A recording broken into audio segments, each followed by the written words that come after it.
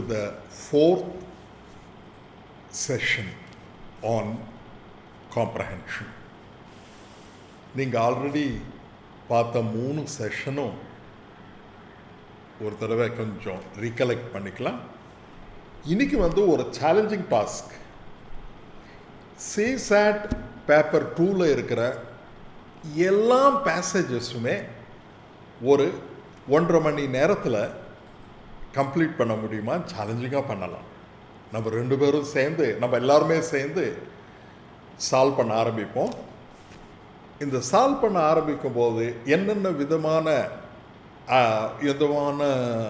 லேர்னிங்ஸை நம்ம கற்றுக்குறோம் இதெல்லாம் பார்க்கலாம்.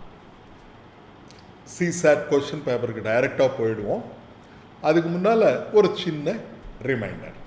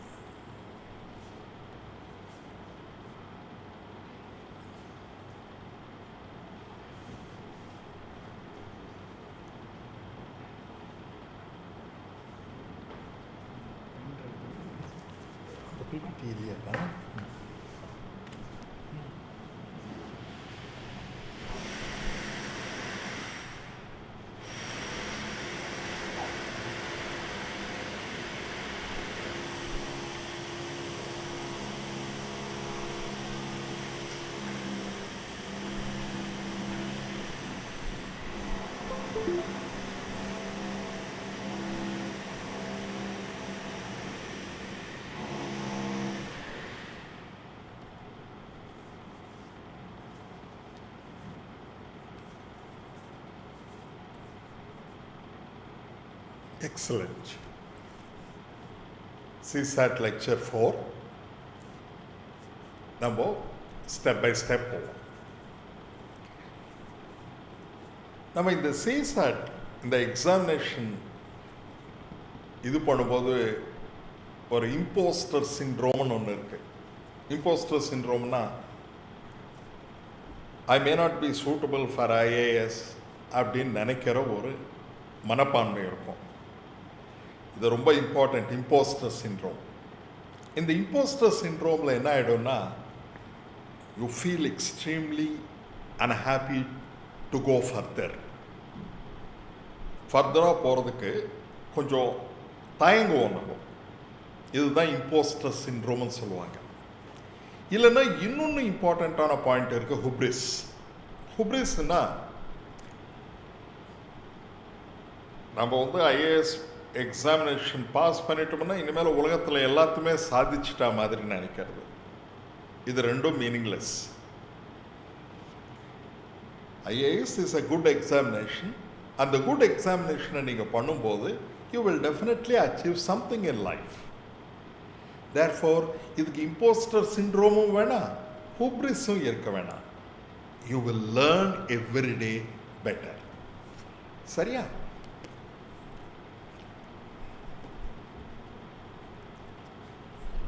ஸ்டோரி so far 3 லெக்சர் பண்ணியிருக்கோம். You have a feel of learning every day. நீங்கள் every day you have to spend minimum of 5 hours for just learning and another 3 hours for testing your self. Learning மட்டுமே இருந்தால் போகாது, testing கூட பண்ணணும். போன கிளாஸில் இந்த லாஜிக்கல் ஸ்டேட்மெண்ட்ஸ், லாஜிக் P&Q பண்ணியிருக்கேன். அதில் நிறைய பேர் இந்த P&Q எங்களுக்கு சரியாக புரியல அப்படின்னு சொல்லியிருந்தீங்க. அதனால் இந்த தடவை P&Q எடுக்க போகிறேன். இப்போது நம்ம இந்த கொஷின் பேப்பருக்கு போகலாம்.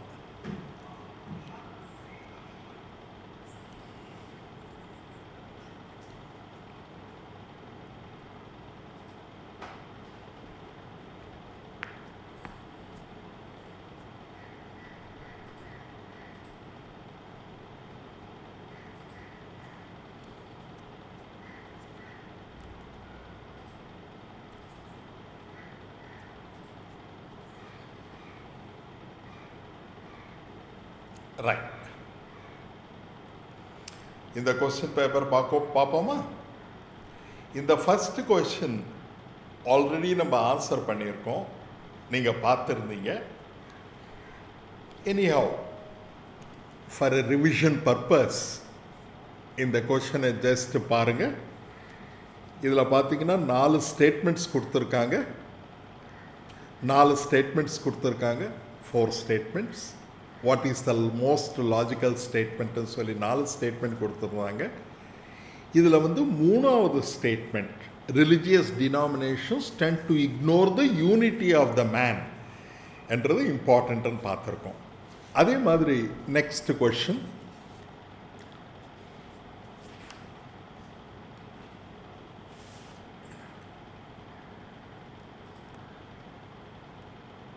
நம்பர் 2, நம்பர் 3 பேசேஜஸும் பார்த்துருக்கோம். நம்பர் 4 பேசேஜும் பார்த்துருக்கோம். நம்பர்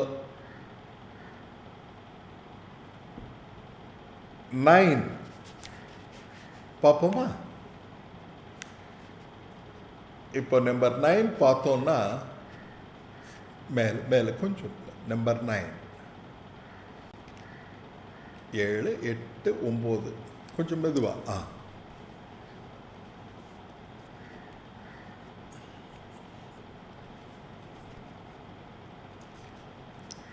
நம்பர் 9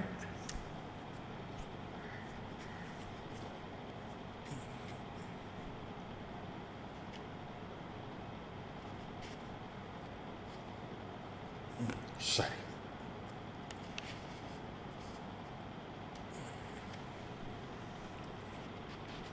ஒரு செகண்ட், 15க்கு போயிட்டீங்க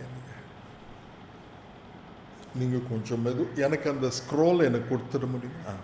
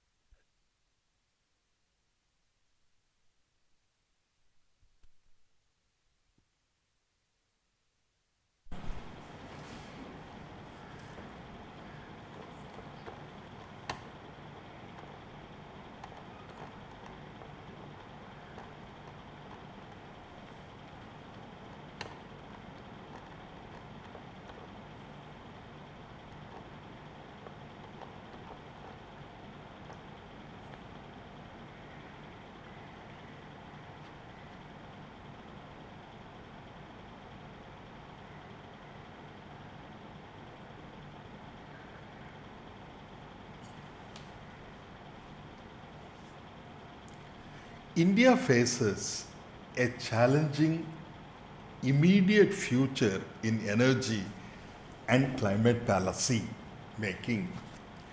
இது ஒரு passage நம்ம படிப்போம். And spluttering fossil fuel production capabilities, limited access to the electricity and modern cooking fuel for the purest. இது என்ன சொல்கிறாங்க? இந்தியாவுக்கு வந்து இந்த எனர்ஜி சேலஞ்ச் வந்து ரொம்ப அதிகமாக இருக்கு. இந்த பாலிசி மேக்கிங் என்னன்னா, கான்சிஸ்டண்ட்டாக ஃபாசில் ஃபியூயல்ஸ் இதனுடைய ப்ரொடக்ஷன் கேப்பபிலிட்டியை அதிகப்படுத்தணும்னா கிளைமேட் சேஞ்ச் ஆகும். அது சொல்லலை அவங்க, இங்கே அது சொல்லியிருக்காங்க. Now, electricity pricing and governance challenges leading to its costly deficits and surplus of supply. Now, environmental contestation around the land, water and the air. இது எல்லாமே நடக்குது. Now, இந்த கம்ப்ளீட் எனர்ஜி சிஸ்டமில் என்ன விதமான கிரிட்டிக்கல் மெசேஜ் கொடுக்குது? கேர்ஃபுல்லாக கவனிங்க. கிரிட்டிக்கல் மெசேஜ் என்ன கொடுக்குது இந்த பேசேஜ் அப்படின்னு பார்த்தோம்னா, 4 ஸ்டேட்மெண்ட் கொடுத்துருக்காங்க. India energy decision making process is even more complex and interconnected. ஒன்று, நிறைய இப்போ சப்போஸ் ஃபாசில் ஃப்ளூயல்ஸ் நிறைய ப்ரொடியூஸ் பண்ணோம்னா climate எஃபெக்ட் ஆகிடும். ஆனால் அது ப்ரொடியூஸ் பண்ணாமல் இருந்தோம்னு வச்சுங்க, we will not be able to give fuel to all the poor people. இதை எப்படி நம்ம கையாளுறது? இதுதான் இது காம்ப்ளெக்ஸ் அண்ட் இன்டர்கனெக்டடாக இருக்கு அப்படின்னு சொல்லியிருக்காங்க. சரியா? இப்போ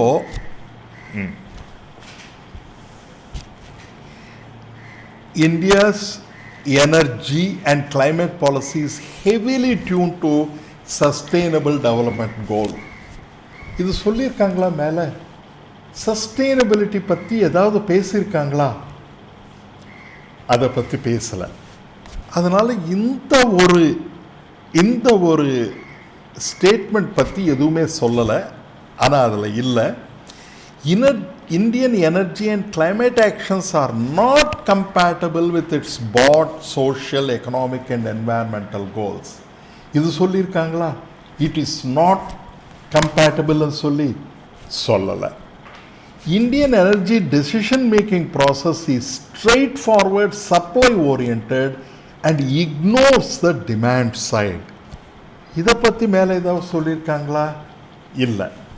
இப்போ இந்த கொஷன்ஸ் நம்ம ஆன்சர் பண்ணும்போது கேர்ஃபுல்லாக கவனிச்சோன்னா, ஜெனரலாக இருக்கிற நமக்கு ஜெனரலாக தெரியக்கூடிய சில ஸ்டேட்மெண்ட்ஸு இதில் பூத்திருப்பாங்க. அதை நம்ம தவிர்த்துடணும். நம்மளுடைய அப்ஜெக்டிவே என்ன இதில் சொல்லியிருக்காங்க, what they have told here, இந்த ஒரு பர்டிகுலர் கொஷனில் என்ன சொல்லியிருக்கு, இந்த பர்டிகுலர் பேராகிராஃபில் என்ன சொல்லியிருக்காங்கன்றது தான் நம்ம பார்க்கணும். இதில் எல்லாம் பார்த்தீங்கன்னா இது எதுவுமே சொல்லலை. என்ன இது எதுவுமே சொல்லலை. இது சொல்லாததுனால what we have to do is, எதை சொல்லியிருக்காங்க அப்படின்னு சொல்லி பார்க்கும்போது, எதை சொல்லியிருக்காங்கன்னு பார்க்கும்போது, India energy decision making process is ever more complex and interconnected. இதை மட்டும்தான் சொல்லியிருக்காங்க. அதனால் கரெக்ட் ஆன்சர் ஏ. இப்போ நமக்கு ஒரு ஐடியா வரும். இப்போ இந்த பேசேஜ் நம்ம படித்து இந்த ஆன்சரை மட்டும் படித்ததுனால, இப்போ ஒரு எக்ஸாமினேஷனில் நீங்கள் பார்த்தீங்கன்னா அப்ராக்சிமேட்டாக 40 கொஷின்ஸ் வரும். எஸ்பெஷலி இன் காம்ப்ரஹென்ஷனில் 40 கொஷின்ஸ் நீங்கள் படித்ததுனால what is going to be, என்ன நம்ம அடுத்தது பண்ணலான்னா 2 பண்ணலாம். ஒன்று இதை எப்படி ஆன்சர் பண்ணுறதுன்னு பார்த்துக்கலாம் லாஜிக்கலாக. நம்பர் 2, ஒரு செப்பரேட் செக்ஷனில் லேர்னிங்ஸ் அப்படின்னு சொல்லி நம்ம போட்டுக்கலாம். இதை 2த்தையும் எப்படின்னு சொல்லி பார்க்கலாம். இப்போ இதில்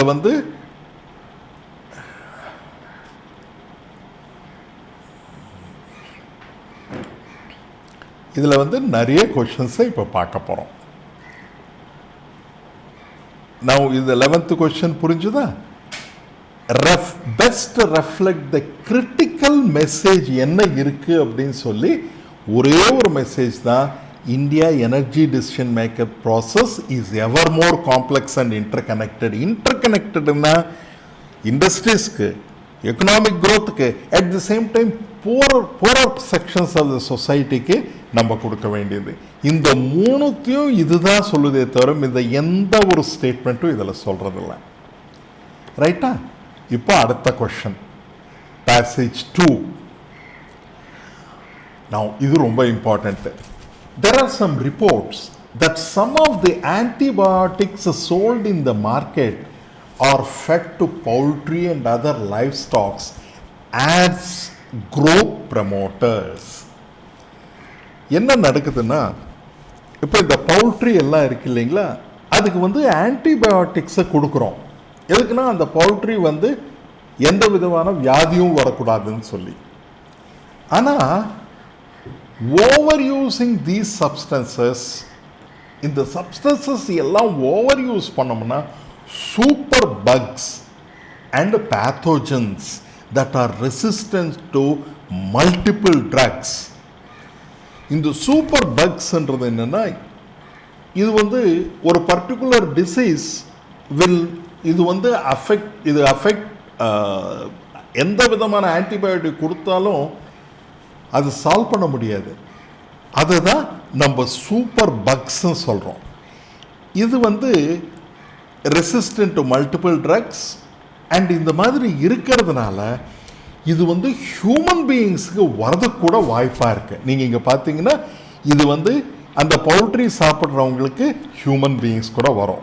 mindful of that, some farming companies, சில ஃபார்மிங் கம்பெனிஸ் எல்லாமே இந்த ட்ரக்ஸு யூஸ் பண்ணி சிக்கனுக்கு வந்து கொடுக்குற ஃபுட் வந்து drugs to make chicken gain weight faster, இதெல்லாம் ஸ்டாப் பண்ணிட்டாங்க.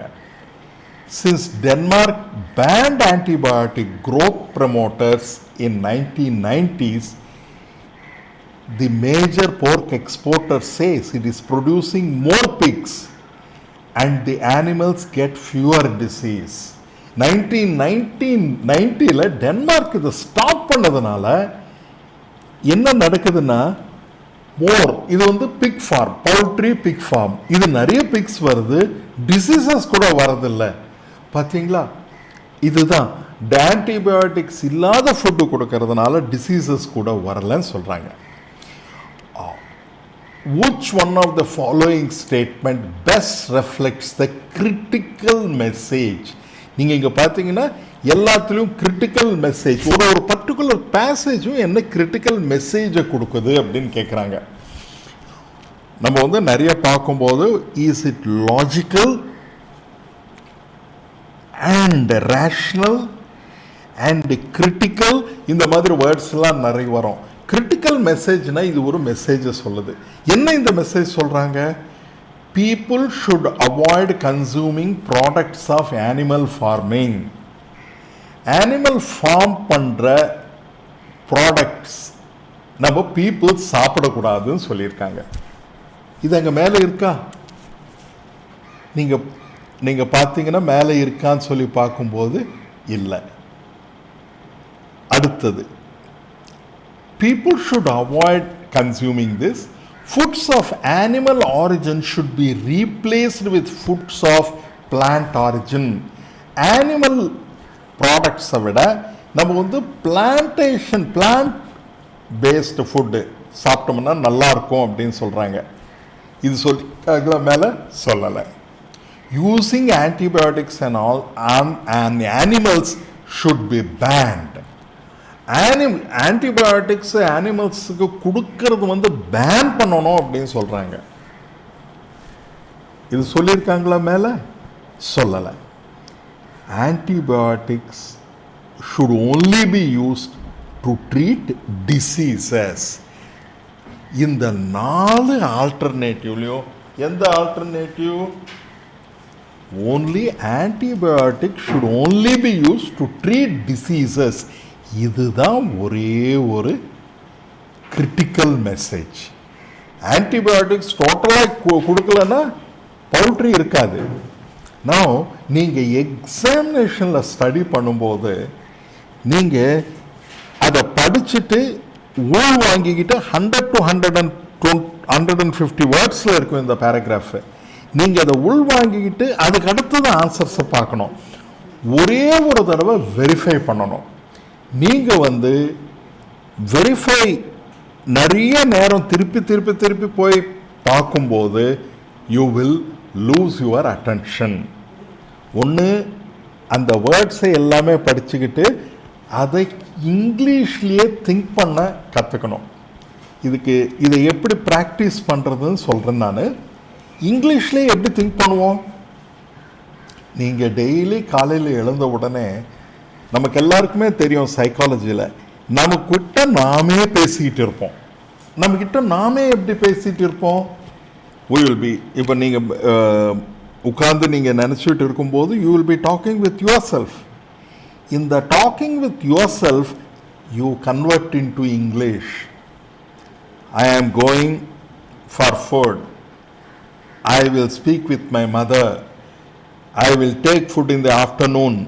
நீங்கள் வந்து இந்த மாதிரி thinking itself when you are doing it in English, slowly you will start inculcating English way of doing. இதுதான் இப்போ வந்து தமிழில் சிறப்பு இந்த பேராகிராஃபை புரிஞ்சுக்கிட்டு நம்ம வந்து இந்த கிரிட்டிக்கல் ஸ்டேட்மெண்ட்டை சொல்லியிருக்கோம்.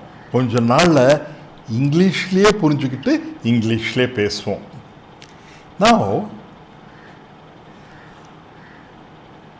Now அடுத்த பேசேஜ், மூணாவது passage. Policy makers and media have placed blame for skyrocketing food prices on variety of factors including high fuel prices, bad weather in key food producing countries and diversion of land to non-food production. இங்கே நீங்கள் பார்த்தீங்கன்னா policy makers and media என்ன சொல்கிறாங்க? Fuel prices ரொம்ப அதிகமாக இருக்குது. Number 2, weather நல்லா இல்லை, அதனால ஃபுட் ப்ரைஸஸ் இன்க்ரீஸ் ஆகுது. அண்டு ஃபுட்டுக்கு இருக்கிற லேண்டை நம்ம வந்து நான் ஃபுட் ப்ரொடக்ஷனுக்கு நிறைய கொடுத்துட்றோம், அதனால வந்து food is coming down. And most populous increased has been placed on surge in demand for food from most populous emerging economies. இங்க ஒரு வேர்டு எமர்ஜிங் எக்கானமிஸ் யூஸ் பண்ணியிருக்காங்க. எமர்ஜிங் எக்கானமிஸ் என்னன்னா, emerging economies are India, China, BRIC countries are emerging economies.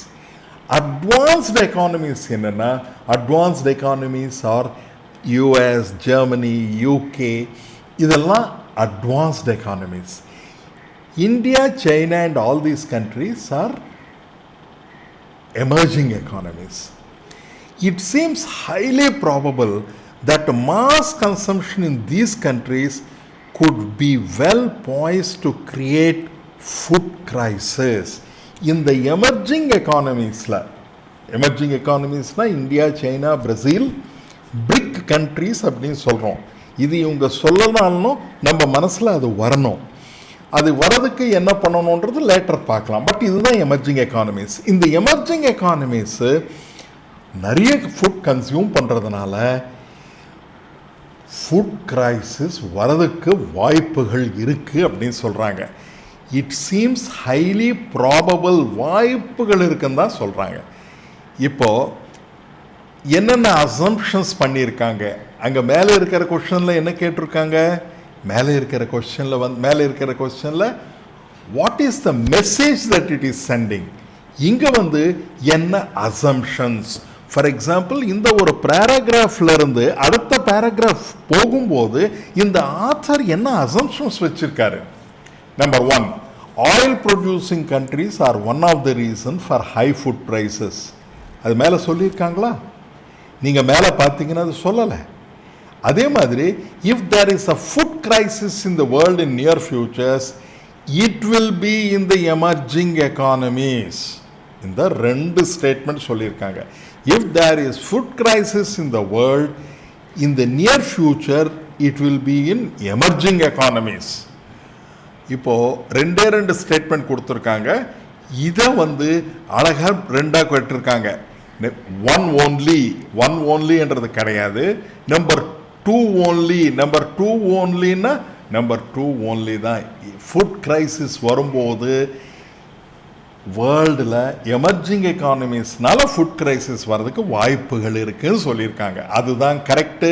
Therefore second only is the correct thing. Therefore இதுதான் ஒரே ஒரு assumption. நீங்கள் மேலே பார்த்தீங்கன்னா it seems highly probable that mask, இதுதான் ஒரே ஒரு அசம்ப்ஷன் வச்சுருக்காங்க. இந்த அசம்ப்ஷனை நம்ம வந்து இப்போ பார்க்க போகிறோம். Are you clear in this? இப்போ இந்த அசம்ப்ஷனை நம்ம பார்க்க போகிறோம். Now 1 only 2 3. நவ் அடுத்த question. A central message of modern development economics is the importance of economic growth. Importance of income growth use பண்ணியிருக்காங்க word. by which it is meant growth in gross domestic product, GDP. GDPனா மனசில் நமக்கு வந்து already படித்த நாலேஜில் வந்து நமக்கு தெரியணும். It is the money value of the goods and services produced in a country for a particular period of time, generally for 1 year.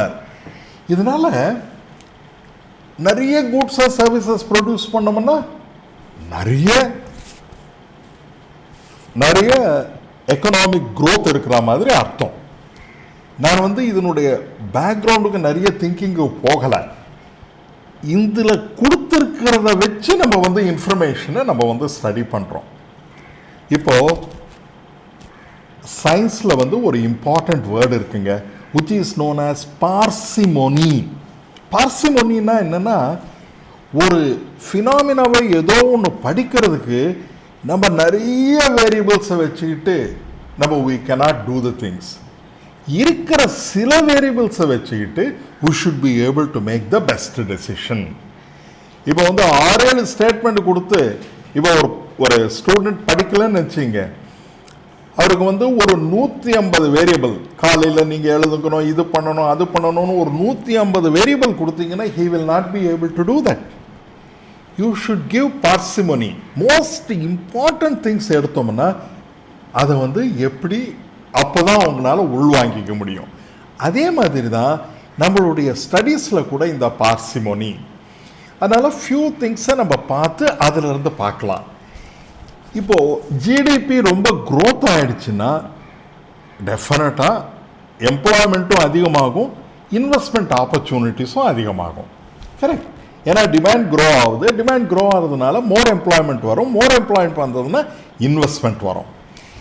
As income grow in a country where the level of GDP was low, income grow ஆக households, communities and governments are increasingly able to set aside funds for production of things that make a good life.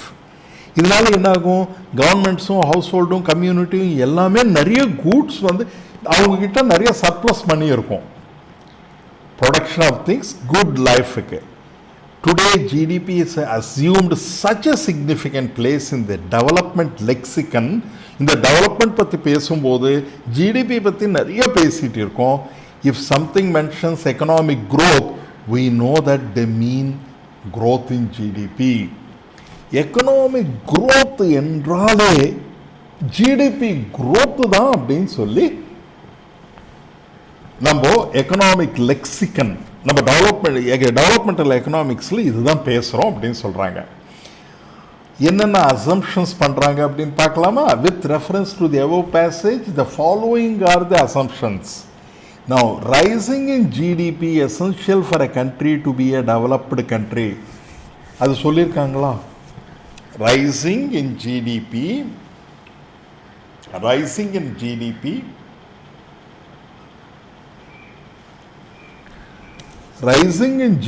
is essential for a country to be a developed country.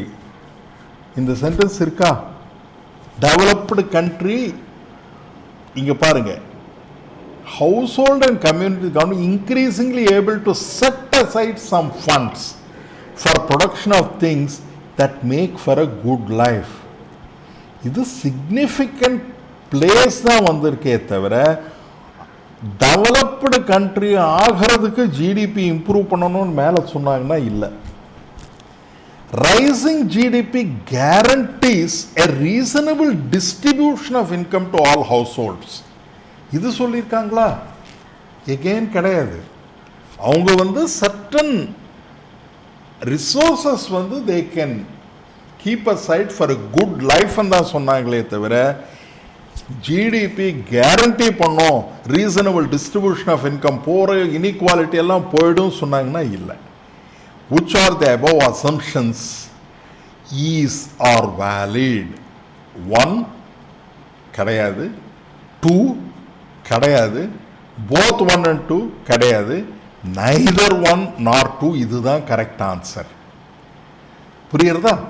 Therefore, இந்த assumptions என்னென்ன பண்ணியிருக்கோன்றது வந்து அந்த paragraph பார்த்தோன்னா அடுத்த paragraph ஒரு வேளை அந்த author எழுதினார்னா இந்த அசம்ஷன்ஸும் மைண்டில் வச்சுட்டு இருக்காரு.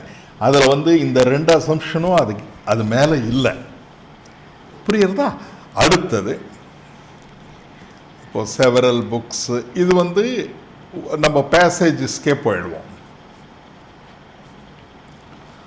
நம்ம மேட்ரிக்ஸு இது எல்லாமே ரைட் பேசேஜஸ் முடிச்சிடலாம் முதல்ல, அதுக்கு அடுத்தது போகலாம். நவ் இது ரொம்ப important passage. Fig trees are considered sacred in India. இந்த ஃபிக் in East Asia, Africa are common in agriculture and urban landscape where other large trees are absent. In natural forests, fig trees provide food for wildlife, for other resources are scarce and support a high density and diversity of frugivorous birds. Frugivorous birds na fruits சாப்பிட்ற animals. இந்த fruits சாப்பிட்ற animals வந்து நிறைய இந்த ஃபிக் tree இருந்ததுன்னா it will help அப்படின்னு சொல்கிறாங்க. If frugivorous birds and bats continue to visit fig trees located in sites with high human distribution, sacred fig tree may promote forgivor abundance. Sacred fig tree அப்படின்னா இந்த ஃபிக் ட்ரீயை வந்து ஒரு தெய்வமாக கும்பிட்றாங்க. Sacred ரொம்ப important, இது இருந்ததுன்னா நமக்கு நல்லா இருக்கும் அப்படின்னு சொல்லி. அதனால் அண்டர் ஃபேவரபிள் மைக்ரோ கிளைமேட்னா சின்ன சின்ன கிளைமேட்டில் சின்ன சின்ன urban sites-ல plenty of seedlings of other tree species would grow around fig tree. Fig tree சுற்றியும் வேறு விதமான ட்ரீஸு வேறு டிஃப்ரெண்ட் ட்ரீஸ் வந்து க்ரோ ஆகும். எப்படி? ஏன்னா பேர்ட்ஸ் அதை சாப்பிட்டு தென் டெஃபினட்டாக அந்த ஒரு சீட்ஸை அங்கவே போட்டுடுறதுனால you will be getting into that particular kind of a thing. Now, on the basis of the passage given above, என்னென்ன assumptions பண்ணியிருக்காங்க அப்படின்னு சொல்லியிருக்கான். First, fig trees can often be keystone species in natural forests. Natural forests use பண்ணுறாங்க. Natural forestsனா without human intervention இருக்கிற forest வந்து natural forest. Natural forest பற்றி ஏதாவது word இருக்கா மேலே?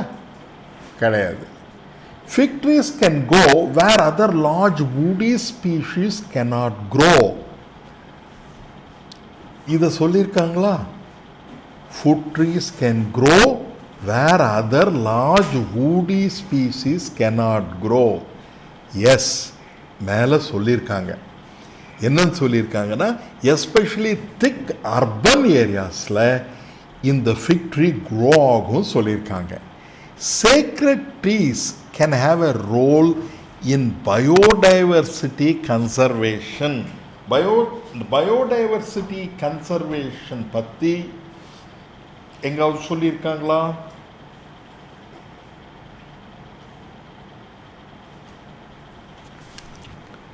எஸ்,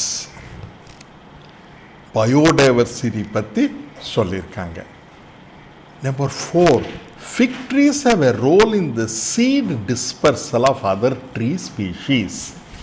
இப்போ வந்து என்ன பண்ணுவோம்னா ஒரு பேர்டு வேறு இடத்துல சாப்பிட்டு இங்கே ஃபிக் ட்ரீ ஏன்னா ஃப்ரூட் சாப்பிட்றதுக்கு வரும்போது அந்த ஃப்ரூட்டை சாப்பிட்டு அந்த அந்த சீட்ஸ் எல்லாம் அங்கேயே போட்டுடுறது, நிறைய விதமான ட்ரீ எல்லாம் வருது. இப்போது என்னென்ன சொல்லியிருக்காங்க? Fig tree can often be keystone species in natural forest. இதை பற்றி சொல்லியிருக்காங்கன்னா எஸ். இதோ பாருங்க, are common in agriculture and urban landscapes where other large trees are absent in natural forest. Therefore இந்த ஃபஸ்ட்டு ஸ்டேட்மெண்ட்டு நேச்சுரல் ஃபாரஸ்டில் இருக்குன்னு சொன்னாங்க. இந்த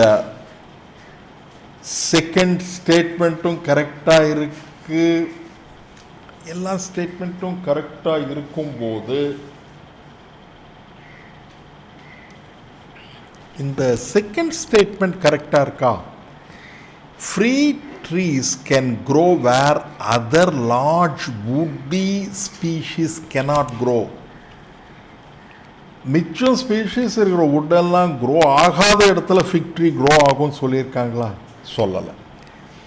அதனால் நமக்கு மேலே 1, 3 and 4 only is the correct answer. 1, 3 and 4 only is the correct answer. இதுதான் assumptions பண்ணியிருக்காங்க. நவ் அடுத்தது இந்த டாபிக் கொஞ்சம் டெக்னிக்கலாக இருக்கும். இது டெக்னிக்கலாக இருந்தாலும் இதை நல்லா நம்ம லேட்டர் இந்த கொஸ்டினை படித்த பிறகு லேர்னிங்ஸ் என்னென்ன இருக்கும் சொல்லி தனியாக நான் ப்ரிப்பேர் பண்ணி வச்சுருக்கேன், அதில் படிக்கலாம். பட் இது பார்க்கலாம். Agro, at the heart of agroecology is the idea that agrosystem should mimic the biodiversity levels and functioning of natural ecosystems. Agroecology அப்படின்னா இப்போ நம்மளுடைய அக்ரிகல்ச்சரல் ப்ராக்டிசஸ் எல்லாமே நேச்சரில் எப்படி நடக்குது அண்ட் அதே மாதிரி நம்மளும் பண்ணோன்னு வச்சுக்கோங்க, இட் வில் பி எஃபெக்டிவ் அப்படின்னு சொல்கிறாங்க. Such agricultural mimics like their natural models can be productive, pest resistant, nutrient conserving and resilient to shocks and stress. ரொம்ப இம்பார்ட்டன்ட் ஸ்டேட்மெண்ட்டுங்க. நம்மளுடைய அக்ரிகல்ச்சரல் ப்ராக்டிசஸ் எல்லாமே நேச்சுரல் ப்ராசஸாக இருந்ததுன்னு நினச்சிங்க. நேச்சுரல் எப்படி இருக்குன்னு சொன்னோம்னா, நம்பர் 1 பெஸ்ட் ரெசிஸ்டன்ஸ், ப்ரொடக்டிவ், நிறைய ஃபுட் ப்ரொடியூஸ் பண்ணலாம். பெஸ்ட் ரெசிஸ்டண்ட்டாக இருக்கலாம். தி ஃபீல்ட், இது என்டையர் அக்ரிகல்ச்சரல் லேண்ட் ப்ரொடக்டிவிட்டியை இம்ப்ரூவ் பண்ணலாம். Now this will also aim to closing nutrient loops, returning all nutrients that come out of the soil back to the soil, such as through application of farmyard manure. இப்போ ஏதாவது ஒரு stumble பேர்னிங்னு சொல்லி நம்ம நார்த்தில் நடந்துகிட்ருக்கு. அதில் எல்லாமே முடிச்சுட்ட பிறகு அந்த ஸ்டம்பிள் பேர்ன் பண்ணுறதுனால நீங்கள் பார்த்தீங்கன்னா நிறைய பொல்யூஷன் க்ரியேட் பண்ணுது. நம்ம அதுக்கு போக வேணாம், இதில் இருக்கிறதே பார்ப்போம். இதில் என்ன சொல்கிறாங்கன்னா, whatever that you get out of the farm yard, you try to put it on the soil ஃபெர்டிலிட்டியிலே போட்டுட்டோம்னா we will be able to have farm yard manure போட்டுட்டோம்னா nutrient loops loss. because இப்போ suppose நம்ம ஒரு chemical fertiliser use பண்ணிக்கணும்னு வச்சுங்க, that will create nutrition loss வருது. அந்த நியூட்ரிஷன் லாஸ் வராமல் இருக்கலாம் through intercropping, different types of crops போடுறது. Agro ecological practices include integrating trees with livestock and crops. Therefore, in the agroecological processல என்ன பண்ணுறோம், நம்ம ட்ரீஸையும் லைஃப் ஸ்டாக்கையும் எத்தனை மாடுகளை நம்ம வச்சுருக்கோம், எத்தனை ஆடுகளை நம்ம வச்சுருக்கோம், எத்தனை பிக்ஸை நம்ம வளர்த்திட்டு இருக்கோம், இந்த ஆனிமல் லைஃப் ஸ்டாக்கையும் அக்ரிகல்ச்சரையும் இது எல்லாம் நீங்கள் ட்ரீஸோடு இன்டிகிரேட் பண்ணி கிராப்ஸோடு இன்டிகிரேட் பண்ணோம்னா ரொம்ப எஃபெக்டிவாக இருக்கும் அப்படின்னு சொல்லியிருக்காங்க. கீழே பார்த்தீங்கன்னா, you have been given cover crops, fertigation, hydroponics, mixed farming, polyculture, vertical farming. Vertical farming பற்றி சொல்லியிருக்காங்களா மேலே? இல்லை.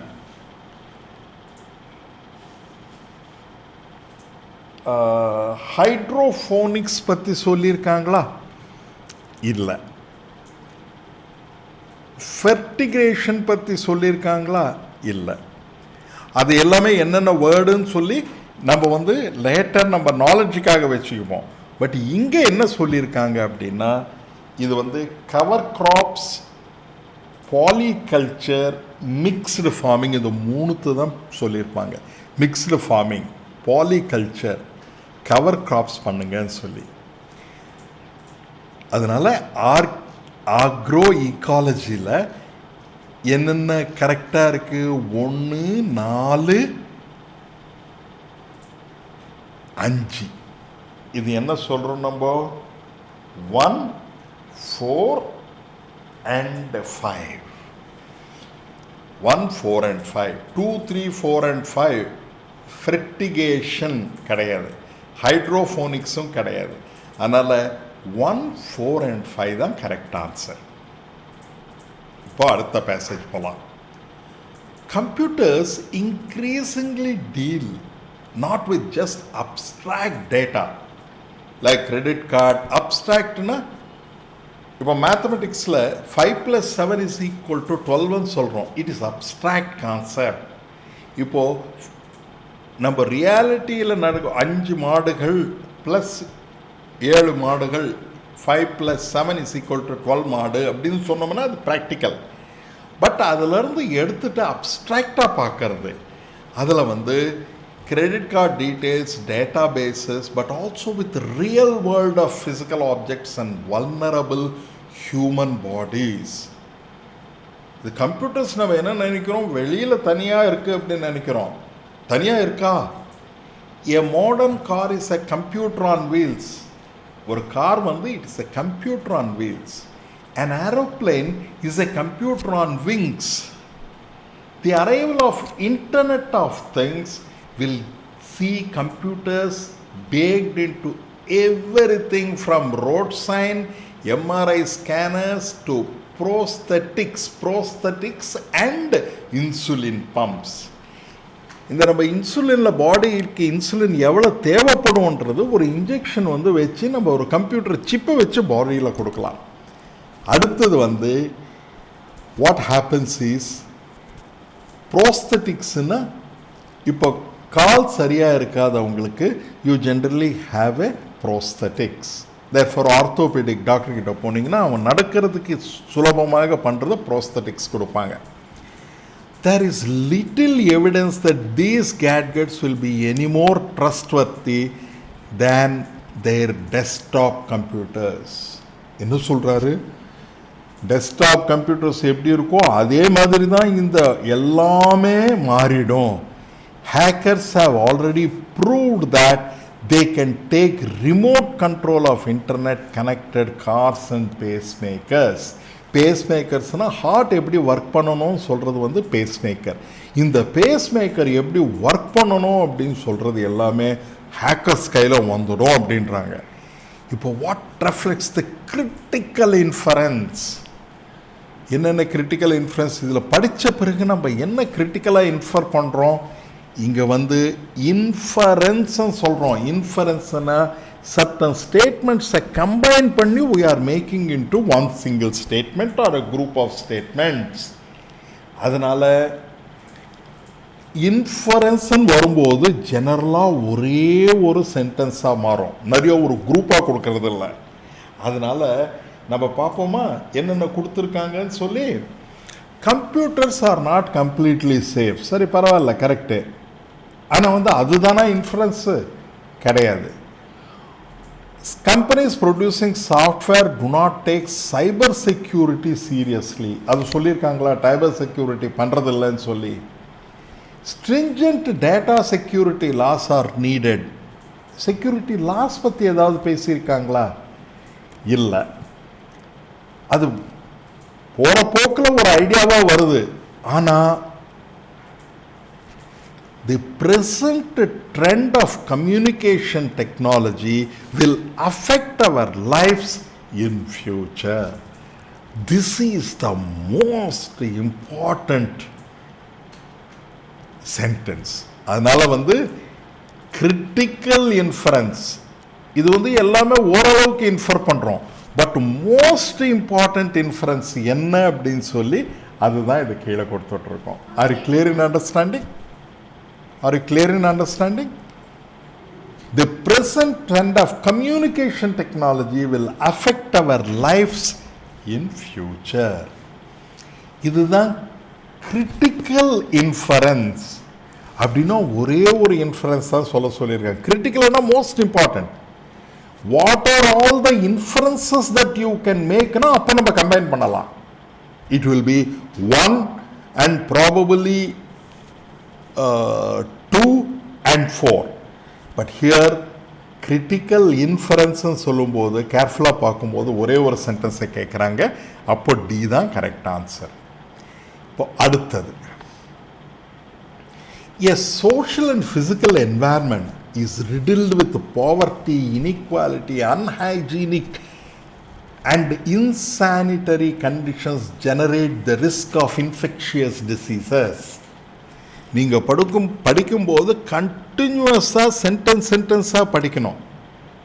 நீங்கள் நடுவில் கட் பண்ணி படிச்சிங்கன்னா you will not be able to understand clearly. அதனால சென்டென்ஸ் ஃபுல்லாக படித்து, இன்ஃபேக்ட் ஃபுல் பேராகிராஃபியை ஒரே தடவை படித்து உள்வாங்கிக்கணும். நீங்கள் நடுவில் சென்டென்ஸ் கட் பண்ணி திங்க் பண்ண ஆரம்பிச்சிங்கன்னா நிறைய டைம் வேஸ்ட் ஆகிடும். அதனால் கேர்ஃபுல்லாக இது முதலையே பழக்கப்படுத்திங்க. A social and physical environment riddled with social environmentல தான் பாவர்ட்டி இருக்கும், இன்இக்வாலிட்டிஸ் இருக்கும். ஃபிசிக்கல் என்வாயர்மெண்ட்டில் அன்ஹைஜீன் அண்ட் இன்சானிட்டரி கண்டிஷன்ஸ். அதனால தான் social and physical environment. And insanitary generates risk of infectious diseases வருது. இந்த ஹைஜீன் ஹாவ் டிஃப்ரெண்ட் லெவல்ஸ். இப்போ சோஷியல் லெவல்லையும் நிறைய பாவர்ட்டி இருக்கிறதுனால கரெக்டாக அன்ஹைஜீனிக்காக இருப்போம். இந்த அன்ஹைஜீனிக்காக இருக்கிறதுனால இதை டிஃப்ரெண்ட் லெவல்ஸில் வருது. Personal hygiene, domestic hygiene and community hygiene. Personal hygiene, person himself is not wearing good dress, and therefore what happens is community itself is having domestic வீட்டில் hygiene இருக்காது. அது community hygiene மாறிடும். அப்பனா அந்த ஊர்லயே hygiene நல்லா இருக்காது. There is no doubt that personal cleanliness brings down the rate of infectious diseases. Personal hygiene importance நம்ம கொடுக்க இன்ஃபெக்ஷியஸ் டிசீஸ் குறையும். பட் மோஸ்ட் இம்பார்ட்டன்ட் இங்கே தான் சொல்கிறாங்க, இது வரும்.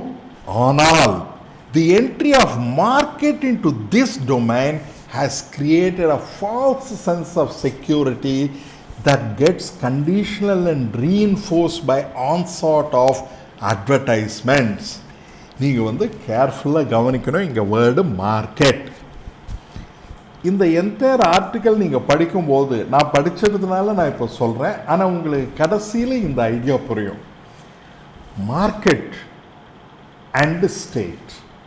இப்போ கை கழுவி இருக்கிறதுக்கு for you to wash your hands and have your hygiene நம்ம என்ன பண்ணுறோன்னா மார்க்கெட் ஃபோர்ஸஸ் அப்படின்னா அட்வர்டைஸ்மெண்ட்ஸ் கொடுத்து இதையெல்லாம் உபயோகப்படுத்துங்க அப்படின்னு சொல்லி நம்ம நிறைய லிக்விட்ஸு இதெல்லாம் விற்றோம்னா பர்சனல் ஹைஜீன் இம்ப்ரூவ் ஆகும். ஆனால் community and domestic hygiene improve ஆகுமா? யோசிக்க வேண்டியது தான். Experience in western Europe shows that along with personal hygiene, general improvements in environment conditions and components like clean water, sanitation, food and security have brought down infant child death and infection rates considerably. இதில் என்னன்னா improvements in along with personal hygiene ஓட சேர்த்து environmental conditions by providing appropriate clean water, sanitation and food security have brought down infant and child death infection rates considerably. அப்போனா வெறும் personal ஹைஜீனுக்கு இப்போ நம்ம பார்க்குறோம், personal ஹைஜீனுக்கு கை wash பண்ணிக்கோங்க, இதை போட்டுக்கோங்க, இதெல்லாம் personal hygiene. But what is more important is creation of clean water provide பண்ணுறது, சானிடேஷன் ப்ரொவைட் பண்ணுறது, ஃபுட் செக்யூரிட்டி ப்ரொவைட் பண்ணுறதுனால you will be able to achieve better, lesser infection rates. The obsession with hand hygiene also brought in persisting influence of market in personal health, overriding or marginalizing the negative impact on ecology and emergence of resistant germs. நம்ம கொடுக்குற நீங்கள் ஒரு தடவை advertisements எல்லாம் பார்த்தீங்கன்னா personal ஹைஜீனை தான் சொல்லியிருக்கிறாங்களே தவிர இந்த சோஷியல் ஹைஜீன், ஹோமை எப்படி வச்சுக்கிறது, சானிடேஷன், இது எல்லாமே நம்ம சொல்கிறதில்ல. அதனால் இது ப்ரொவைட் பண்ணுறது யாருன்னா பப்ளிக் ஹெல்த் ஆர் கவர்மெண்ட். இது நம்ம மனசில் வச்சுக்கலாம். இது என்ன கேட்குறாங்கன்னு சொல்லி பார்க்கலாம். On the basis of the passage given above, the following assumptions have been made. இதை பேஸ் பண்ணி என்னென்ன அசம்ஷன்ஸ் பண்ணியிருக்காங்க தெரியுமா? People who are obsessed with personal hygiene tend to ignore the community hygiene. இதை சொல்லியிருக்காங்களா? People who are அவங்க obsessed, ரொம்ப personal ஹைஜீனோட இருக்கிறவங்க கம்யூனிட்டி ஹைஜீனோட இருக்க மாட்டாங்கன்னு சொல்லியிருக்காங்களா?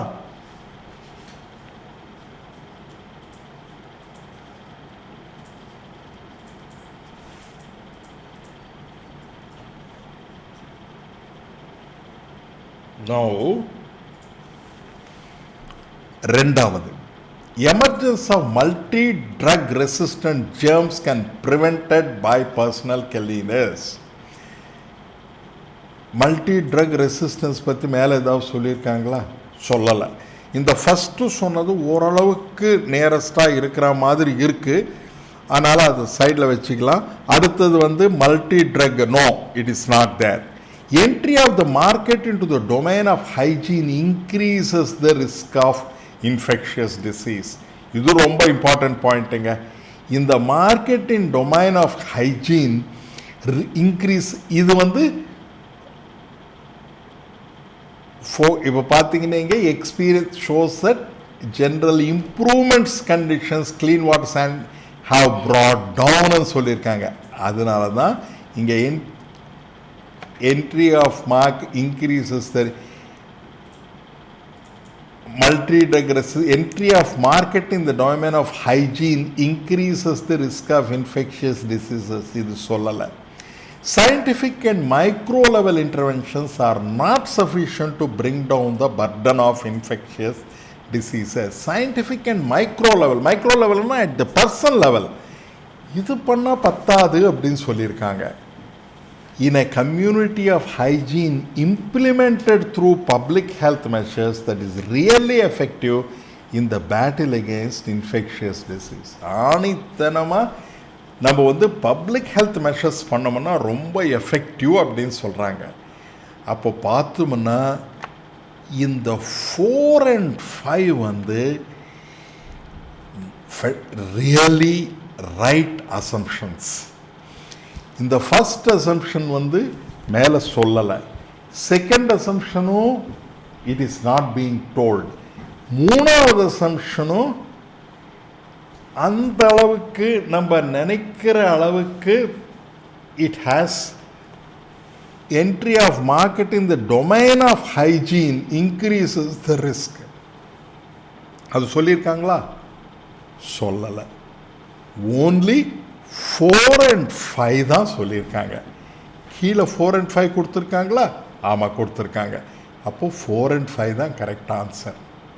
புரியுறதா? இப்போது அடுத்த இதுக்கு போகலாம். இது ரொம்ப இன்ட்ரெஸ்டிங்கான பாயிண்ட்டு. இது கன்க்ளூஷன் 1, கன்க்ளூஷன் 2. இது நம்ம செட் தியரி பண்ணும்போது நம்ம பண்ணிக்கலாம். இப்போது இன்னொரு researchers simulated street lighting on the artificial grassland plots containing pea aphids. Pea aphids என்றது ஒரு இன்செக்ட்டுங்க. அது sap sucking insect at night. Researchers என்ன பண்ணாங்கன்னா ஸ்ட்ரீட் லைட் போட்டாங்க ஆர்டிஃபிஷியல் கிராஸ்லேண்ட் பிளாட்ஸில். இந்த ஆர்டிஃபிஷியல் கிராஸ்லேண்ட் பிளாட்ஸில் ரியல் கிராஸ் இருக்கும்னா இருக்காது. அது ஆர்டிஃபிஷியல் கிராண்ட் லேண்ட். அதில் வந்து இந்த பி ஆஃபிட்ஸு இதையும் வச்சுருக்காங்க நைட்டில். அவங்களுக்கு வந்து அந்த இன்செக்ட்ஸ்க்கு வந்து 2 different types of light போட்டிருக்காங்க. A white light that is similar to newer commercial LED lights. இந்த LED lights மாதிரி ஒரு லைட்டும் அப்போல்லாம் சோடியம் ஸ்ட்ரீட் லேம்பும் கொடுத்துருந்தாங்க. இந்த low intensity Amber light was shown to inhibit rather than to induce flowering in a wild plant of pea family. இந்த பிளான்ட்லேருந்து இது சாப்பிடும். ஆனால் இந்த வைல்டு பிளான்ட்டுடைய ப்ரொடக்ஷன் ஆஃப் ஃப்ரூட்டையே அது நிறுத்திடும் இந்த light, which is source of food for the pea aphids in grasslands. இந்த கிராஸ்லாண்ட்ஸில் இருக்கிற பீ அஃபிட்ஸு இதுக்கு வந்து அதுதான் சாப்பிடும். அதை வந்து நிறுத்திடும். அந்த நிறுத்திட்டா என்ன ஆகிடும், இந்த அஃபிட்ஸுக்கு அந்த சாப்பாடு வராது. Therefore, limited amount of food available. Now, which one of the following statements reflect the most critical reference? நீங்கள் கேர்ஃபுல்லாக பார்க்கும்போது மோஸ்ட் கிரிட்டிக்கல் இன்ஃபரன்ஸ் அப்படின்னு சொல்லும்போது ஒன்று தான் இருக்கும். Low intensity light has more adverse effect on plants apart from high intensity light. இது மேலே சொல்லியிருக்காங்களா? இல்லை. It is not a critical inference. இது கிரிட்டிக்கல் இன்ஃபரன்ஸ் கிடையாது.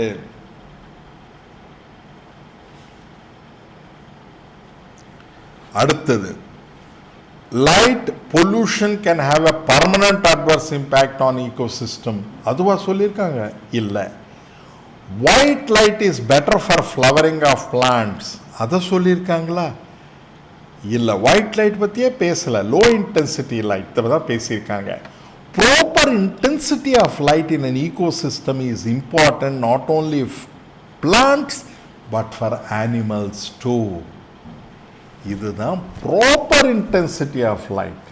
Low intensity light போட்டதுனால certain food production நடக்கல, அதனால இந்த இன்செக்ட்ஸு சாப்பிட முடியலை அப்படின்னு ஸ்டடி பண்ணாங்க. அதனால வந்து நம்ம என்ன இன்ஃப்ளூயன்ஸ் பண்ணுறோன்னா, ப்ராப்பர் இன்டென்சிட்டி ஆஃப் லைட் இருந்ததுன்னா you will be able to get it ன்னு வருது.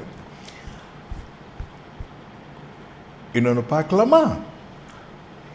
Approximately 80% of the flowering plant species are pollinated by animals, birds, mammals, but the main pollinators are insects. இப்போது இந்த பிளான்ட் ஸ்பீஷீஸ் எல்லாம் different பிளேசஸ்க்கெல்லாம் கொண்டு போய் அது வளர்ச்சி அடைகிறதுக்கு பேர்ட்ஸும் மேமல்ஸ் தான் மட்டுமே இல்லாமல் இந்த இன்செக்ட்ஸ் நிறைய பண்ணுதுங்க.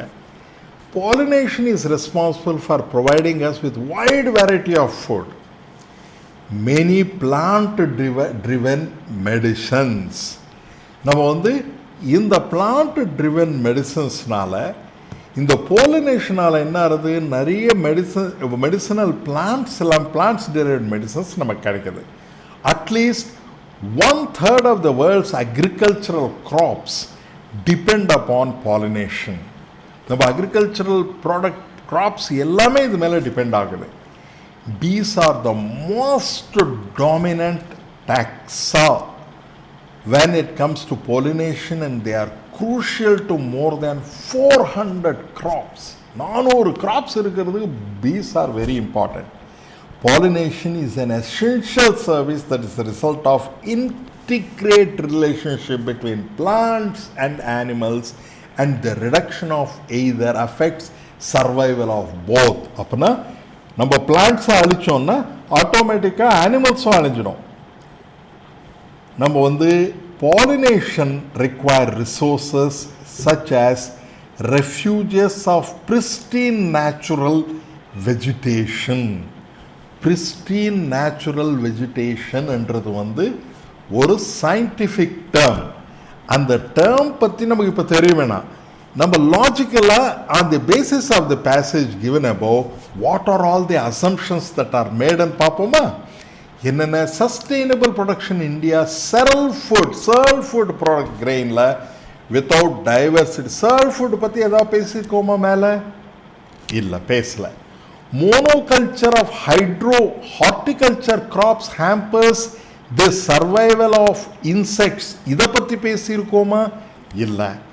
Pollinators become scarce in cultivated area devoid of natural vegetation. இதை சொல்லியிருக்கோமா? Diversity in insects induces diversity in plant. இது சொல்லியிருக்கோமா? Pollinators become scarce in cultivated areas devoid of natural vegetation. Natural vegetation இல்லாத இடத்துல pollinators இருக்கிறதுக்கு வாய்ப்புகள் கம்மி, scarce. Diversity in insects induce diversity of plants.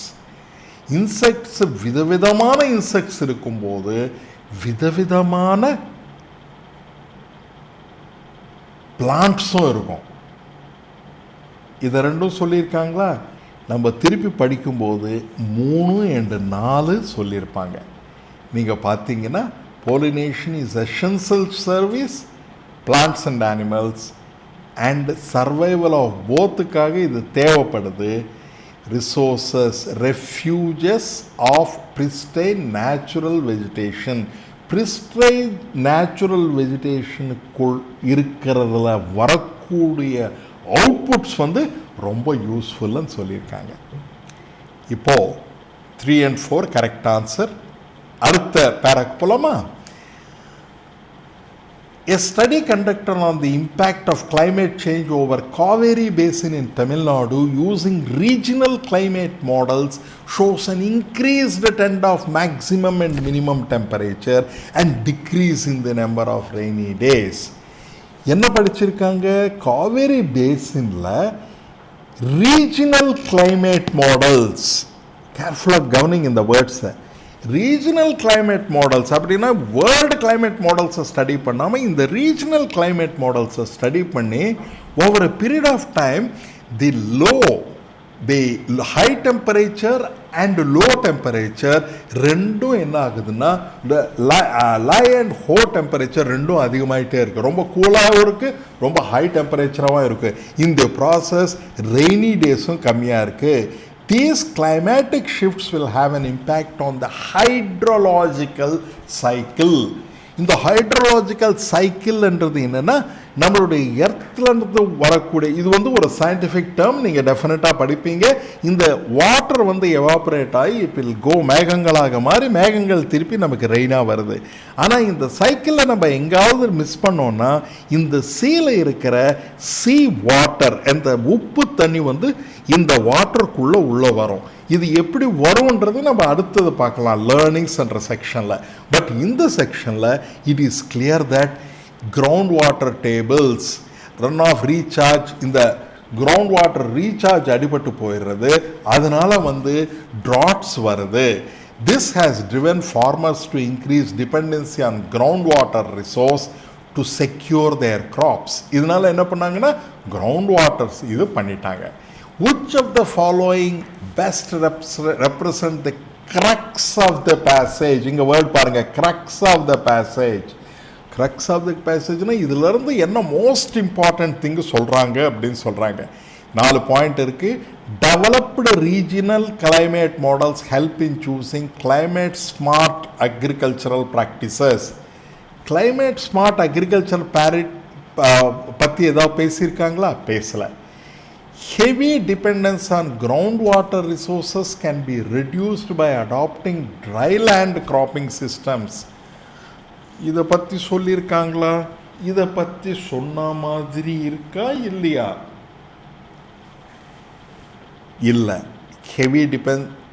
3வது point, climate changes increase the criticality of water sources while simultaneously threatening it. In the water resources, a climate change will definitely affect and சொல்லியிருக்காங்க. Climate changes cause farmer to adopt unsuitable livelihoods and risky coping strategies. Unsuitable livelihood farmers பண்ணுறாங்கன்னு சொல்லியிருக்காங்களா? இல்லை. அப்போ 3வது தான் correct, C. Therefore, இந்த கொஷனில் we are able to understand this particular thing. அடுத்த question பார்ப்போமா? Researchers were able to use stem cells to gauge the neurotoxic effects of environmental pollutant bisphenol. இந்த பிஸ்ஃபெனால்ன்றது வந்து இட் இஸ் யூஸ்ட், இப்போ இதில் கொடுக்கல, இது நீங்கள் இப்போ திங்க் பண்ண வேணாம். பிஸ்ஃபெனால் வந்து it is used in plastics. In 1957 அது யூஸ் பண்ணிட்டு இருக்காங்க. அதை பற்றி என்னன்னு சொல்லி அப்போல்லாம் பார்த்துக்கலாம். They are used in combination of biochemical and cell-based assays. Biochemical and cell-based assays to examine the gene expression profiles, expression profiles during differentiation of mouse embryonic stem cells. Upon treatment with BPA, the compound known to cause heart diseases, diabetes, and developmental abnormalities in humans, they were able to detect and measure BPA toxicity towards proper specification of primary germ layers such as endoderm and ectoderm, and the establishment of neural progenitor cells. இப்போ நிறைய words நமக்கு தெரியாவிட்டாலும் இதை படிக்கலாம். Passage above the following assumptions can be made. இதில் பார்த்தீங்கன்னா in vivo அப்படின்ற word use பண்ணுறாங்க. in vivo என்ன, வித்தின் தி ஹியூமன் பீயிங். நம்ம ஏதாவது ஒரு டெஸ்ட் பண்ணுறோம்னா வித்தின் ஹியூமன் பீயிங்கோ லிவிங் பீயிங்கோ சொன்னோம்னா in vivo. in vitroனா அவுட் சைட் டெஸ்ட் டியூப்பில் பண்ணுறது. Biochemical and cell-based assays are useful in finding out treatments for pollution-induced diseases. இந்த ரெண்டாவது சொல்லியிருக்காங்களா? கிடையாது. மூணாவது சொல்லியிருக்காங்களா? embryonic cells could serve as a model to evaluate physiological environment pollutions. நீங்கள் பார்த்தோன்னா ஒன் ஸ்டேட்மெண்ட்டு ஓரளவுக்கு கரெக்டாக இருக்குது, மூணாவது ஸ்டேட்மெண்ட்டும் கரெக்டாக இருக்குது. அதனால் 1 and 3 ஓரளவுக்கு ரெப்ரசன்ட் பண்ணுது நம்ம ஐடியாஸில். அதனால் 1 and 3 நம்ம வச்சுக்கலாம். இப்போது அடுத்த பேராகிராஃப் போவோமா?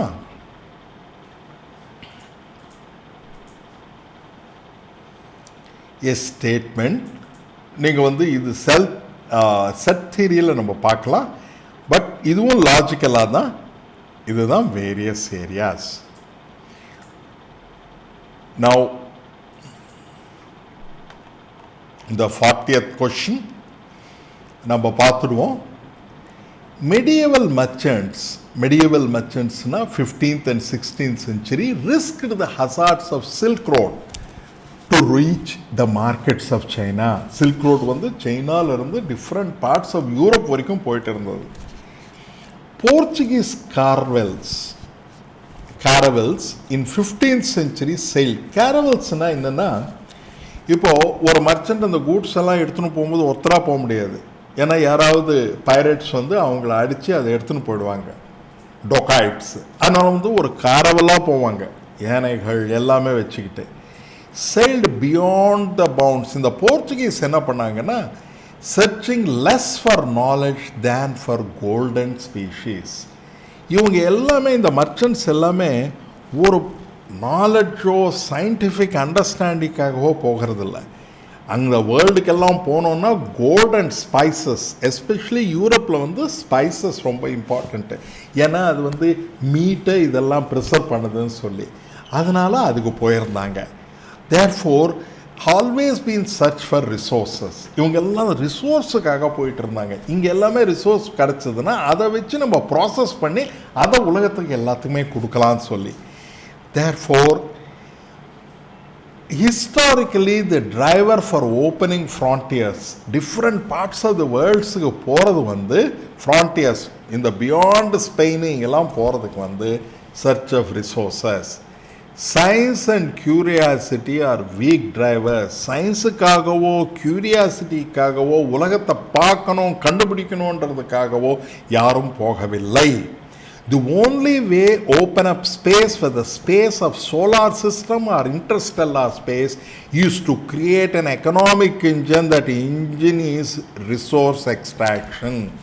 இப்போ வந்து இந்த மாதிரி 16th centuryல எல்லாம் போனவங்க பார்த்தீங்கன்னா அதே மாதிரி தான் அமெரிக்காவில் கொலம்பஸ் போனது வந்து அங்கே இருக்கிற ரிசோர்ஸஸை வாங்கிக்கிறதுக்காக தான் தவிர அங்கே இருக்கிற சயின்டிஃபிக் எக்ஸ்ப்ளோரேஷனுக்காக அவர் போகலை. அதனால் வந்து நீங்கள் இன்டர்ஸ்டெல்லார் நீங்கள் வந்து இப்போ மூணுக்கு போனோம் மார்ஸுக்கு போனோன்னா அதனால் எக்கனாமிக் பவர் ஏதாவது வரணும்னா அது போகலாம் அப்படின்னு சொல்லியிருக்காங்க. which are one of the following best sums of the passage given above.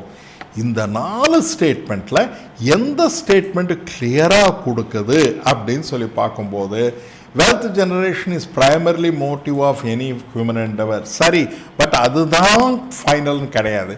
Space, whether space in solar system or interstellar space will govern our future economy. அதை பற்றி சொல்லியிருக்காங்களா? இல்லை.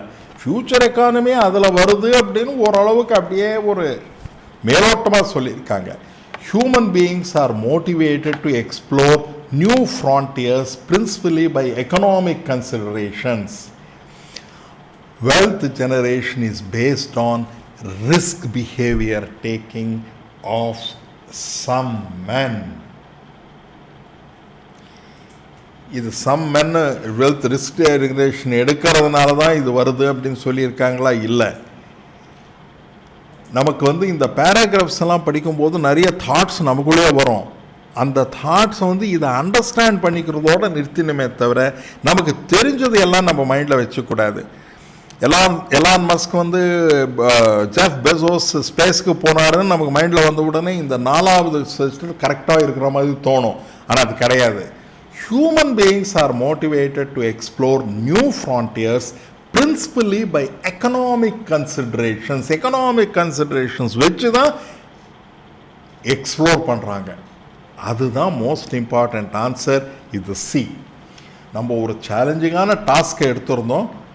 1 ஹவரில் இதெல்லாம் 1.5 ஹவர்ஸில் முடிக்குமான்னு சொல்லி அப்ராக்சிமேட்டாக மேக்ஸிமம் முடிச்சிட்டோம். இப்போது இதை வச்சு நம்ம என்ன பண்ண போகிறோன்னா அடுத்த இதில் இந்த மிச்சம் இருக்கிற பேப்பர்ஸ் எல்லாம் பண்ணி இப்போ ஆஸ் ஆன் டுடே நம்ம என்ன பண்ணியிருக்கோன்னா ஒரு அப்ராக்சிமேட்டாக ஒரு 30 கொஷின்ஸ் ஆன்சர் பண்ணியிருக்கோம். இது நம்ம டிஸ்கஸ் பண்ணி ஆன்சர் பண்ணதுனால இவ்வளோ நேரம் ஆகுது. நீங்கள் பண்ணும்போது மேக்ஸிமம் 30 கொஷனுக்கு 30 × 2 2.5 மினிட்ஸில் நம்ம வந்து ரொம்ப ஃபாஸ்ட்டாக பண்ணலாம். இது ஃபாஸ்ட்டாக பண்ணது மட்டுமே கிடையாது, இதிலிருந்து நம்ம என்ன லேர்ன் பண்ணிக்கணும், இது எப்படி பண்ணணும்னு சொல்லி இந்த அடுத்த இப்போ இதே செஷனில் இப்போ ஒரு பவர் பாயிண்ட் ப்ரெசன்டேஷனில் பண்ண போகிறேன்.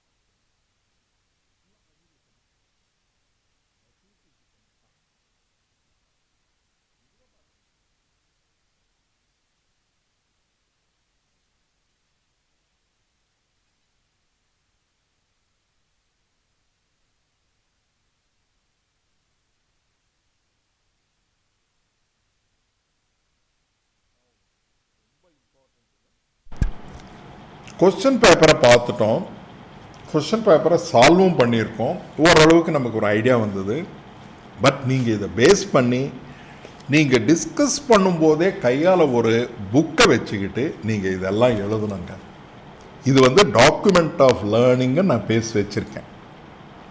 ஒரு கொஸ்டின் பேப்பரை ஆன்சர் பண்ணும்போது நீங்கள் இந்த டாக்குமெண்ட் ஆஃப் லேர்னிங்கை க்ரியேட் பண்ணணும். நம்ம படிக்கும்போது நம்ம இந்த சைக்கிளை பற்றி படிச்சிருந்தோம், ஞாபகம் இருக்கா? இந்த வாட்டர் சைக்கிள் வந்து ground water salt water intrusion பற்றி நம்ம படிச்சிருந்தோம் இல்லையா? இப்போ வந்து சால்ட் வாட்டர் எப்படி நம்ம எர்த்தில் வருது அப்படின்னா, இந்த வாட்டர் எல்லாமே எவாபரேட் ஆகி இட் வில் கோயிங் டு இதுக்கு போயிட்டு அது வந்து திருப்பி precipitation ஆகி ஓஷனில் வருது, திருப்பி ரெயின் ஆகி நம்ம எர்த்துக்கு வருது. இந்த சைக்கிள் வந்து நம்ம எந்த ஒரு விதத்துலேயும் நம்ம இந்த சைக்கிளை அஃபெக்ட் பண்ணோம்னா இந்த கிரவுண்ட் வாட்டர் ஞாபகம் இருக்கா? நம்ம வந்து காவேரியில் வாட்டர் வந்து என்ன விதமான ப்ராப்ளம் வருது, temperature high low temperatures increase ஆகுது, வாட்டர் சைக்கிள் அஃபெக்ட் ஆகுது அப்படின்னு சொன்னாங்க இல்லையா? அதுதான் இந்த வாட்டர் சைக்கிள். இந்த வாட்டர் சைக்கிளை நீங்கள் முதல்ல புரிஞ்சுக்கணும். இந்த வாட்டர் சைக்கிள் அங்கே இருக்கிற வாட்டர் சைக்கிள் நீங்கள் கொஸ்டின் பேப்பர் முடிச்சிட்ட பிறகு ப்ராக்டிஸ் பண்ண பிறகு இந்த வாட்டர் சைக்கிளில் இருக்கிற இன்ஃபர்மேஷன் எடுத்து நீங்கள் தனியாக ஒரு நோட்ஸை எழுதிக்கணும். இந்த லோக்கல் மாடல்ஸ்ன்னு சொல்லி ஒரு வேர்டு யூஸ் பண்ணியிருந்தாங்க இல்லையா? இந்த local climate models or regional climate மாடல்ஸ்ன்ற ஒரு வேர்டு யூஸ் பண்ணாங்க. இங்கே மனசில் ஞாபகம் வச்சுக்கணும். நீங்கள் இந்த ரீஜனல் கிளைமேட் மாடல்ஸ் என்ன, இந்த வெறும் ரீஜன் தான், த்ரூ அவுட் த வேர்ல்டு இல்லை, இந்த ரீஜன் கிளைமேட் மாடல்ஸில் எப்படி பண்ணுறாங்கன்னு சொல்லி நீங்கள் கேர்ஃபுல்லாக அப்சர்வ் பண்ணிங்கன்னா, தமிழ்நாட்டில் ஒரு இடத்துல நிறைய மழை வரும்போது அந்த மழையெல்லாம் ஒரு கிணத்துல ஊற்றிட்டாங்க. அந்த கிணறுல ஊற்றின உடனே அந்த கீழே இருக்கிற பெட்ல இருந்து மிச்சம் இருக்கிற பிளேசஸ்க்கு எல்லாமே போயிடுச்சு. இது ஒரு சர்ப்ரைசிங்கான இன்ஃபர்மேஷனு. பட் ஆனால் அது கீழே இருக்கிற உள்ளே இருக்கிற ஒரு பெட் வந்து உடஞ்சதுனால அந்த மாதிரி போயிடுறது அப்படின்னு சொல்லியிருக்காங்க.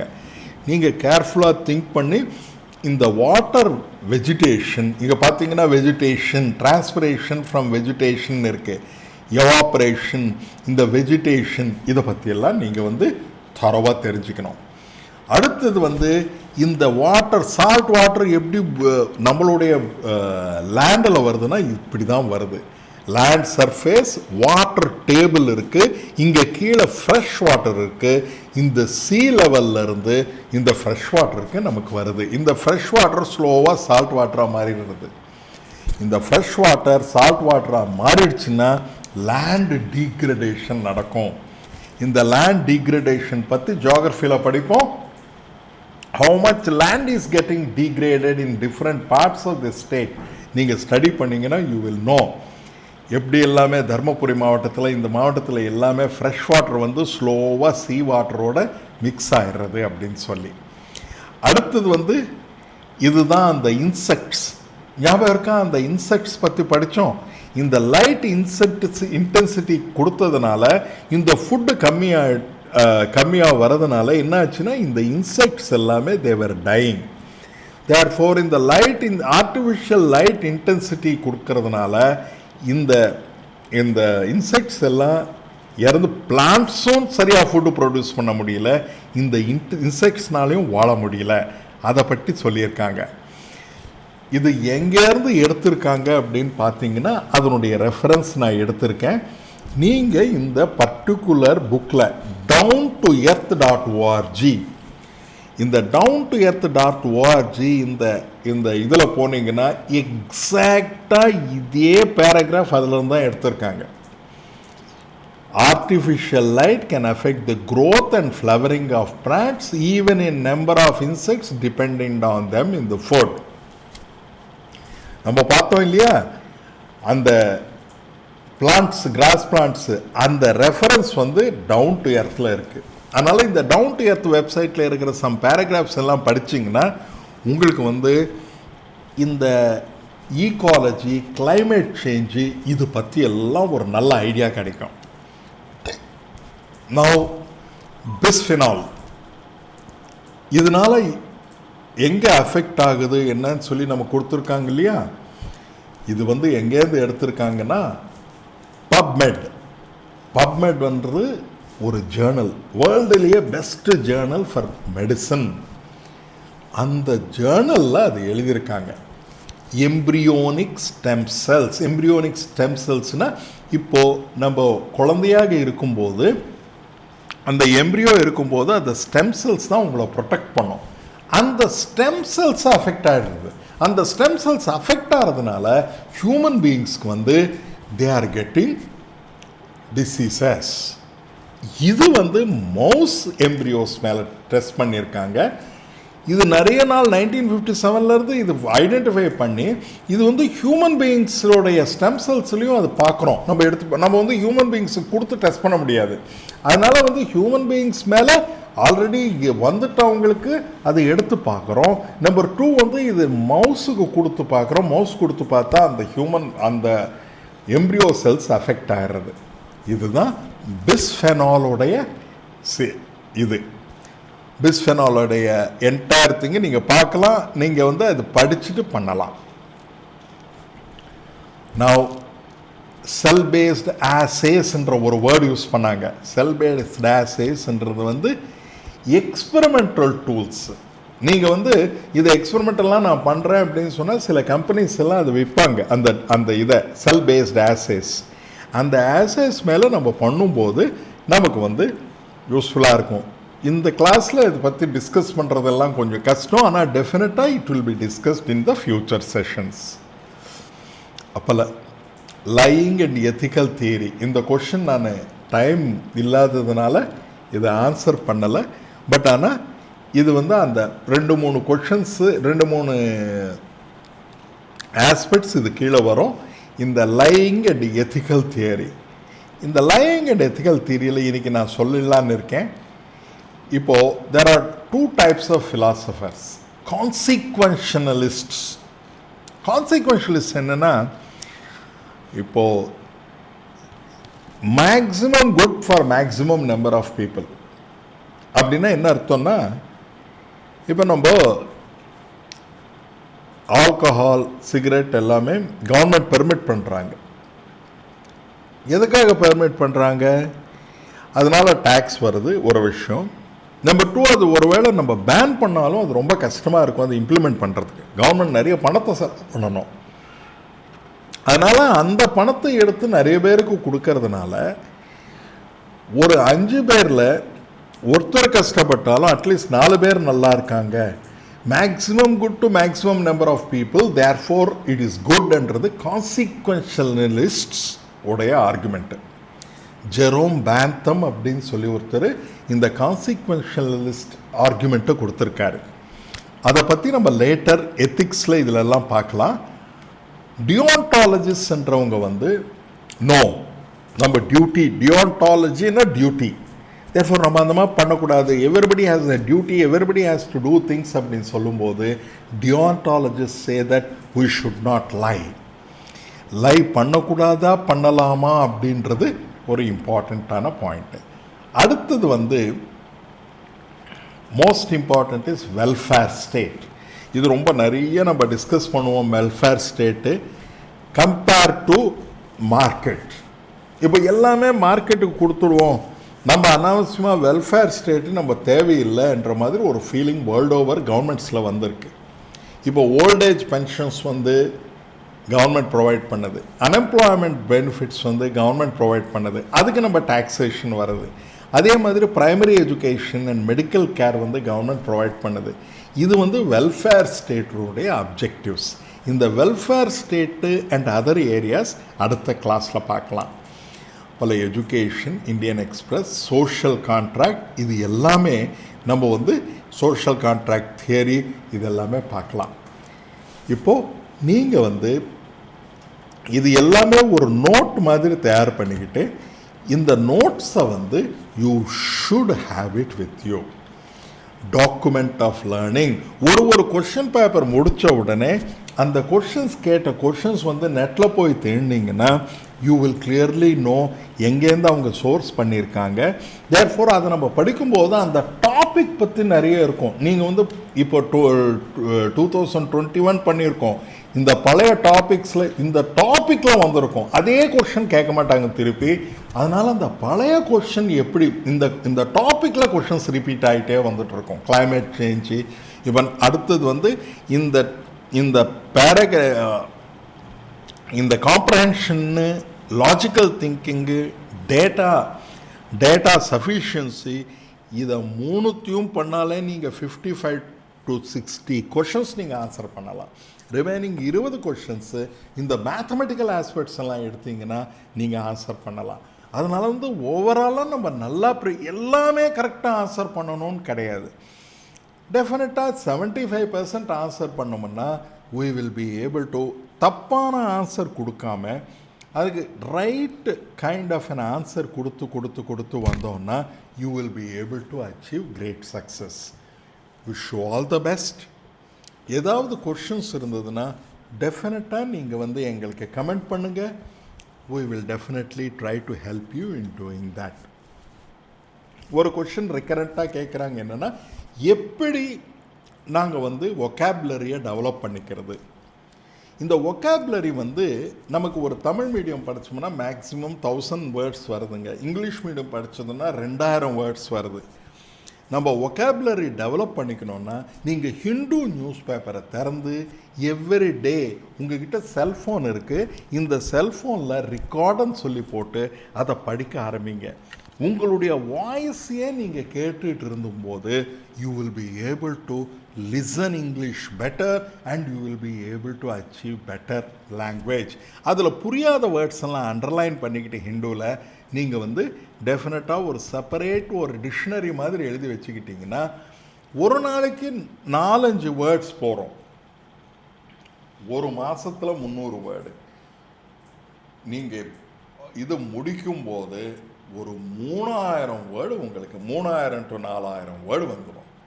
குவிக்காக ஃபஸ்ட்டு 5 வேர்ட்ஸில் ஆரம்பித்து ஸ்லோவாக 10 வேர்டு போட்டுட்டிங்கன்னா நீங்கள் ஐஏஎஸ் முடிக்கும்போது உங்களுடைய வொக்காபுலரி வந்து 6000 வேர்டு வந்துடும். 6000 வேர்டு வர உடனே உங்களுக்கு வந்து நல்ல இங்கிலீஷ் லாங்குவேஜ் வந்துடும். நம்பர் 2, CNN இந்த இங்கிலீஷ், அது இங்கிலீஷ் புரிகிறது கொஞ்சம் கஷ்டமாக இருக்கும். பிபிசி இந்த இங்கிலீஷை வந்து கொஞ்சம் பழகுங்க.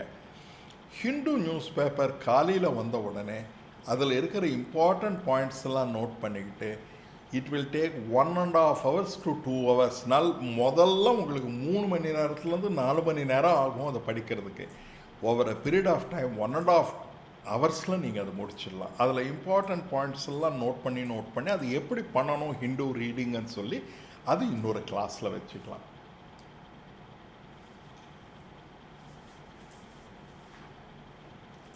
இப்போது I wish you do very well. அடுத்த டியூஸ்டே 2:30 நம்ம பார்ப்போம். Tuesday and Friday comprehension CSAT 2 உடைய இன்புட்ஸு கொடுக்க போகிறோம். வணக்கம். Thank you very much.